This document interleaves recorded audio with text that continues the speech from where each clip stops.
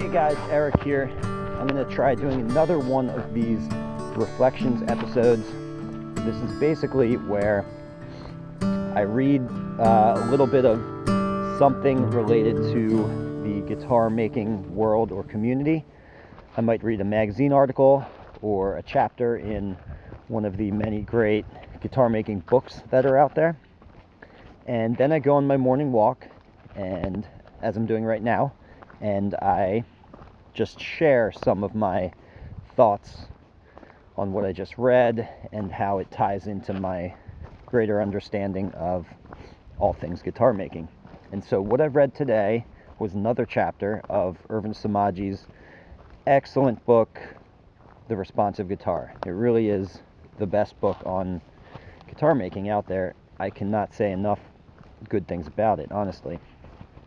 And this chapter that I read was about the flamenco guitar, which is very interesting because honestly I don't know much about, or didn't know much about, the flamenco guitar, or really even how the flamenco guitar is distinguished from the classical guitar, because I'm a strictly steel string acoustic guitar maker. I don't build flamenco guitars or even classical guitars. And there's serious differences, of course, between the steel string guitar and the classical guitar. Differences in the way it's braced, in the way the neck is joined to the body. Differences also just in the methods of production. The classical guitar and flamenco guitar being done primarily on a Solera workboard, and steel string guitars being born of factory production are primarily assembled in molds. So anyway, this chapter that I read was about the history of the flamenco guitar and basically how that history created the distinctions between the flamenco and the classical guitar that we see today. So one thing I really got out of this is that the flamenco guitar and the classical guitar aren't really all that different. The main differences between these two types of instruments really are just the woods that are traditionally used and the traditional appointments. So basically the aesthetics. Now there are some differences in the bracing, really just in how rigidly constructed the classical guitar might be compared to the more flimsy and decoupled construction of a flamenco guitar. When I say decoupled, by the way, what I mean is that the fit of the braces isn't necessarily tight. So you might have braces that don't actually meet and intersect at any point. They just end at some point on the soundboard, leaving them decoupled from the rest of the bracing network. And what this does is this actually dissipates the energy of the top very quickly if you have a lot of things that are decoupled. Which, of course, you think of flamenco music and the flamenco guitar, and it has that really quick, heavy attack kind of sound. The sound gets thrusted at you at 1,000,000 miles an hour, and then it's gone. Sort of similar in a way to the way that the archtop guitar also tries to use its energy. Now compare this with the steel string guitar, where you actually want the bracing pattern to be very coupled, very well coupled. So if you look at an X bracing pattern, you'll notice that a large number of the braces are attached very firmly to other parts of the bracing network, namely the X brace itself. You don't see braces just sitting alone like an isolated little island in the middle of the soundboard like you do see on a flamenco or even classical guitars. So fan bracing, for example, all of those longitudinal braces that are running with the grain lines of the top, those braces are not connected to anything. Gives you that flamenco sound. Another interesting difference that I read about today was, and I didn't really know this about flamenco guitars, was that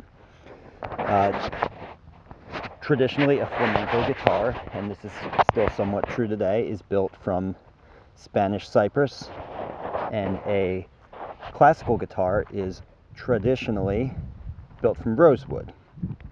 And this all goes back to just the origin story of these two guitars and how they basically differentiated themselves from each other based on the economics. So Spanish cypress is a lot cheaper than rosewood. And so at the time, in southern Spain, when these two guitars were sort of differentiating themselves from each other, the flamenco guitar essentially split off from the classical guitar based on the materials and the cheapness of the materials. So the poor working class would buy the Spanish cypress guitars, and these guitars would also have cheaper friction pegs and other parts of the guitar, and this over time would eventually dictate the differences in what we know of today as the flamenco guitar and the classical guitar. Also, the playing styles of the working class were markedly different from what type of music the upper class was playing.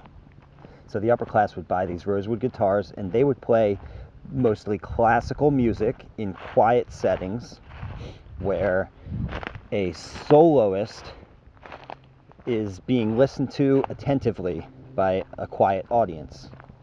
And meanwhile, the working class is playing the flamenco guitar, and it's more of a party instrument. So it's being played at gatherings with a whole bunch of friends, a whole bunch of musicians, all kind of playing and partying and laughing and talking together.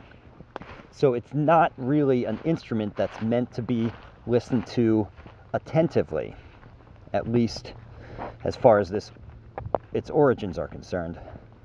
Nowadays, it's funny because it's actually a little bit different. I mean, people still play flamenco style guitars at parties and loud gatherings, but there's definitely a style of flamenco that is closer to classical guitar music in that it's heard in quiet concert halls. And so the instruments that those musicians desire are actually closer to a classical guitar build than a flamenco instrument. And that's simply because of the way that they're playing it and the way that it's being heard, even though they're still playing in the style of flamenco. Anyway, that's what I took away from my little bit of reading today, and I hope you guys can take a little bit of something away from this here. And that is all I have for you. So a bit of a short one, but I'll talk to you again next time. Have a great day.